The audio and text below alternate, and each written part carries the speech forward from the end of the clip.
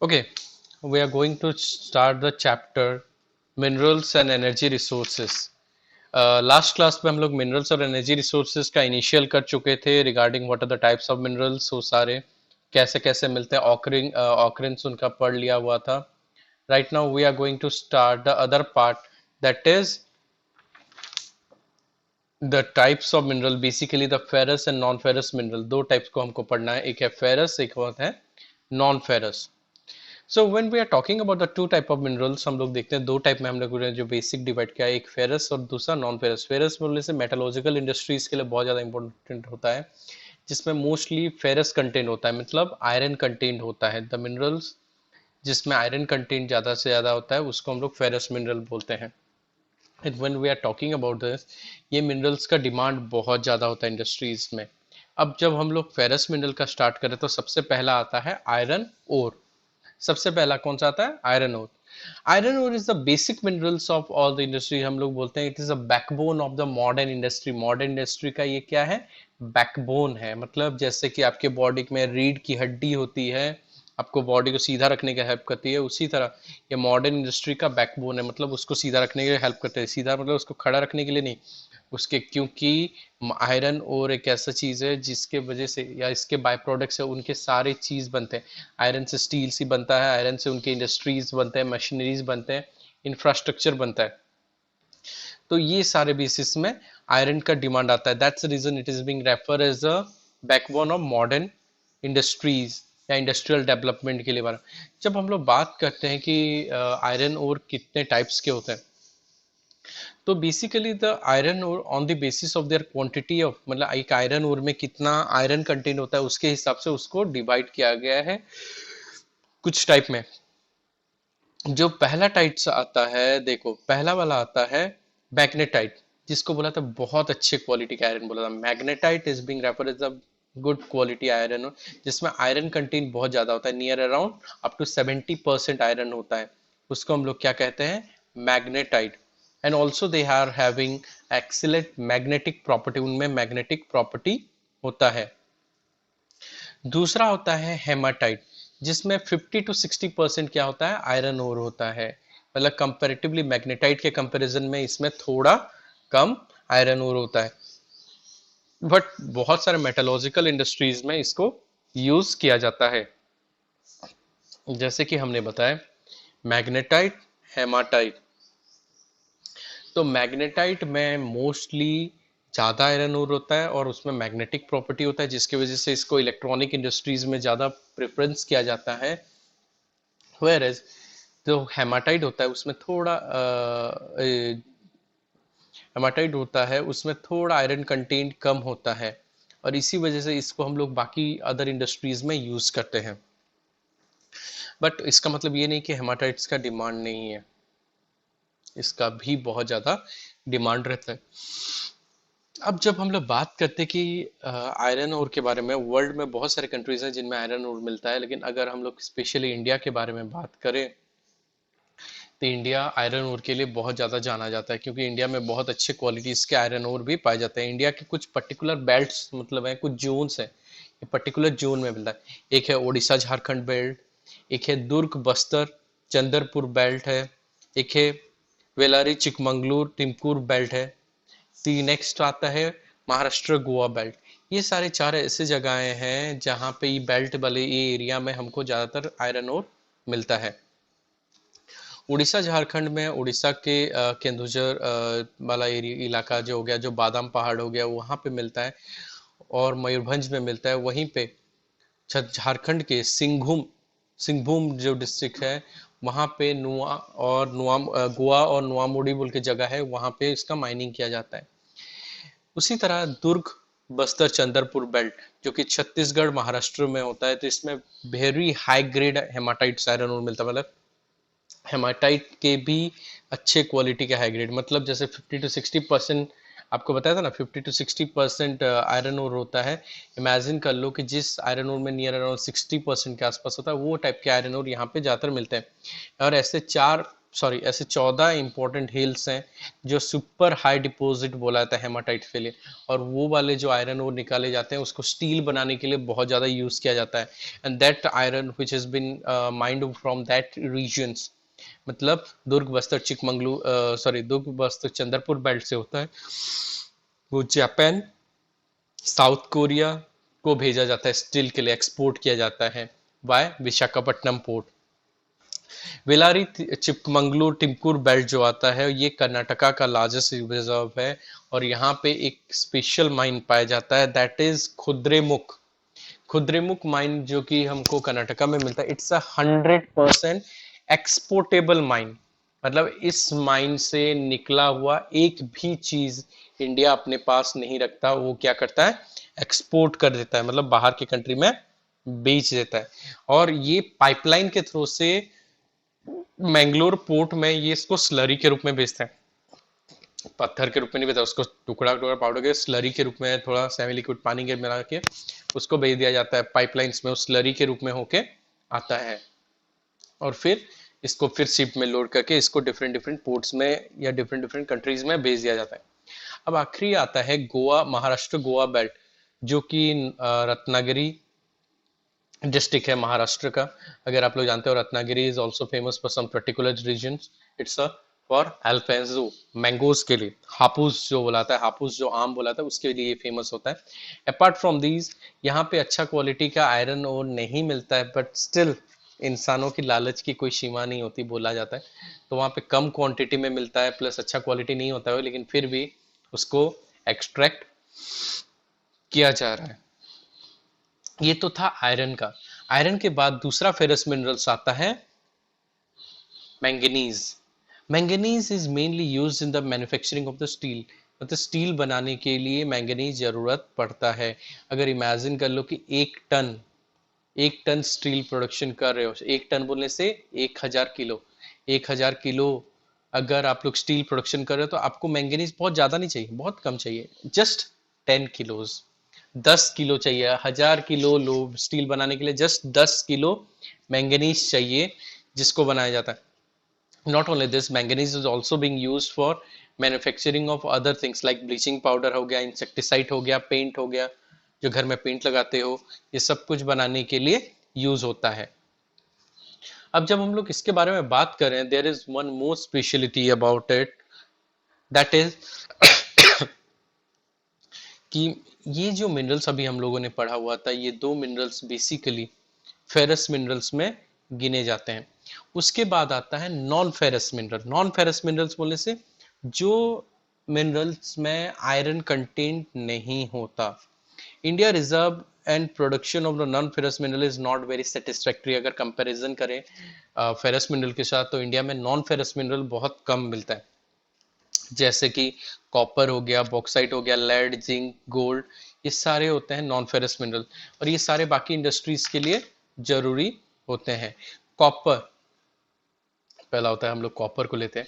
Copper हम लोग जानते हैं कि इंडिया में ज्यादा कॉपर है भी नहीं, the India is deficient in the copper, but copper is a good, ऐसा एक मेटल है जिसको बहुत ज्यादा इंडस्ट्री मतलब इलेक्ट्रॉनिक इंडस्ट्रीज में यूज किया जाता है। Not only electrical industries, utensils बनाने के लिए, as well as chemical industries में भी यूज किया जाता है। और इंडिया में अगर देखा जाए तो कॉपर इंडिया में बालाघाट मध्य प्रदेश में है, बालाघाट बोल के है एक जगह, बालाघाट माइंस आता है, जहाँ पे इंडिया का 52% कॉपर वहां से प्रोडक्शन होता है। और दूसरा है झारखंड में सिंघुम डिस्ट्रिक्ट में पाया जाता है, और खेतरी माइन इन राजस्थान, राजस्थान में खेतरी माइन बोल के है, वहां पे पाया जाता है। कॉपर के बाद नेक्स्ट आता है बॉक्साइट। बॉक्साइट बोलने से, bauxite is the ore name, और उसका हम लोग जो प्रोडक्ट निकलता है उसको हम लोग जानते हैं एल्यूमिनियम के नाम से।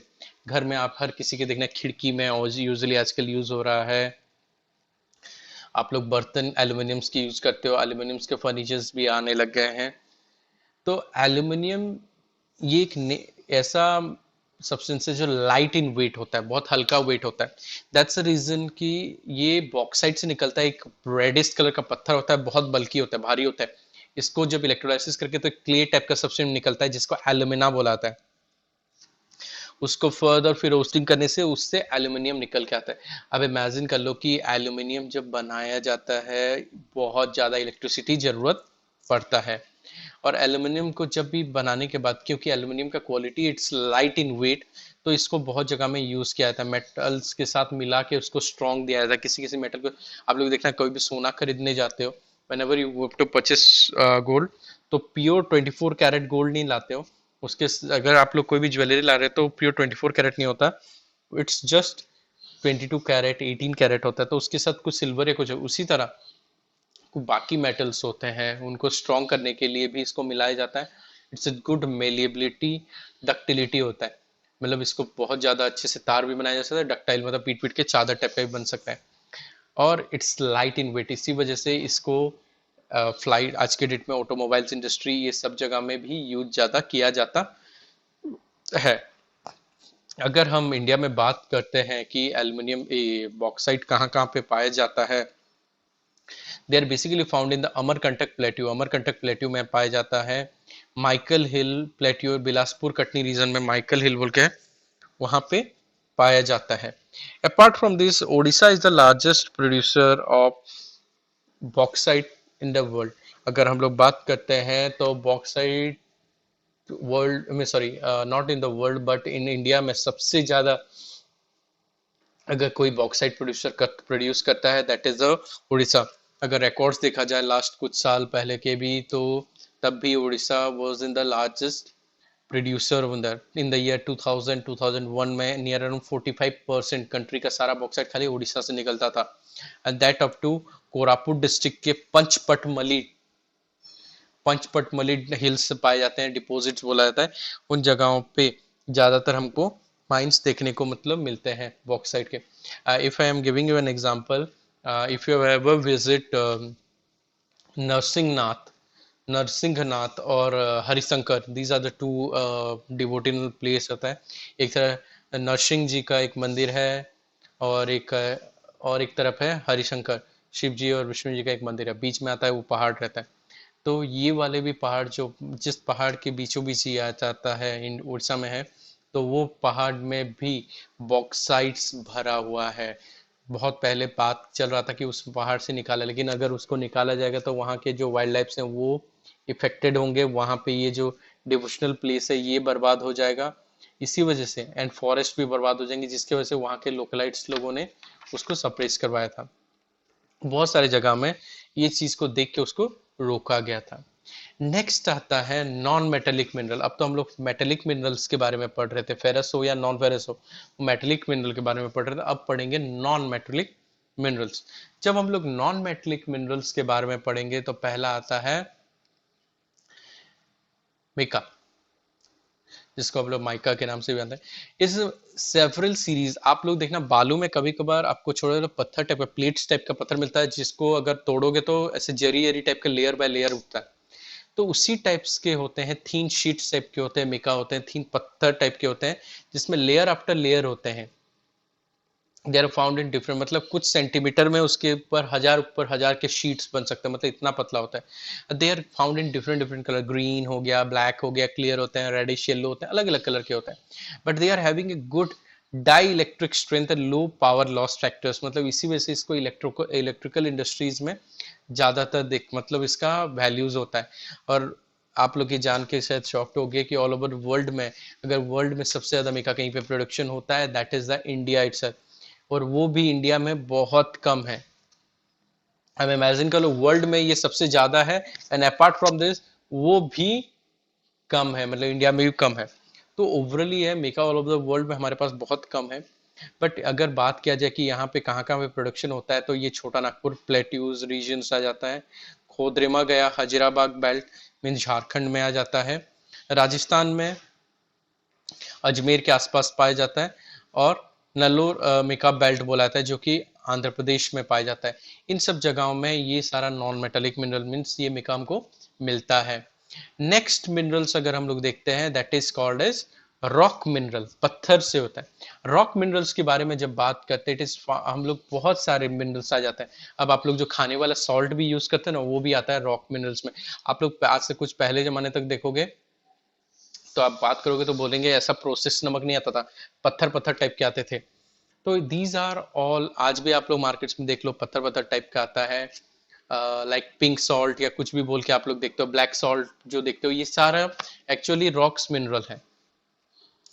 कैल्शियम सॉल्ट मिलते हैं, मैग्नीशियम सॉल्ट मिलते हैं, जो फिटकिरी यूज होता है, एलम, आप लोग सलून में जाते हो शेविंग करने के बाद फिटकिरी भी रब करते हैं, वो भी रहता है, वो भी एक रॉक मिनरल ही है।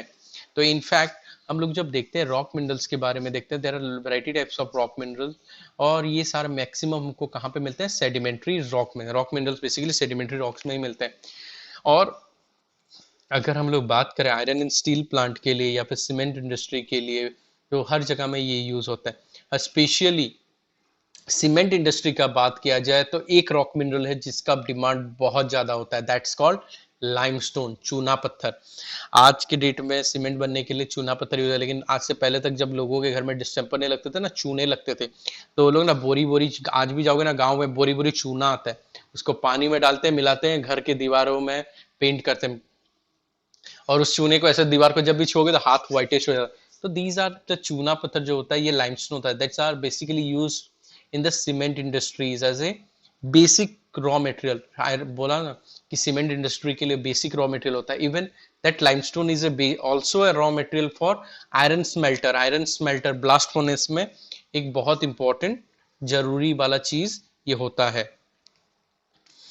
ये तो हो गया आपके मिनरल्स के बारे में। अब एक चीज आता है माइनिंग, क्योंकि हम लोग जब भी मिनरल्स का बात करते हैं तो बात आता है माइनिंग के बारे में।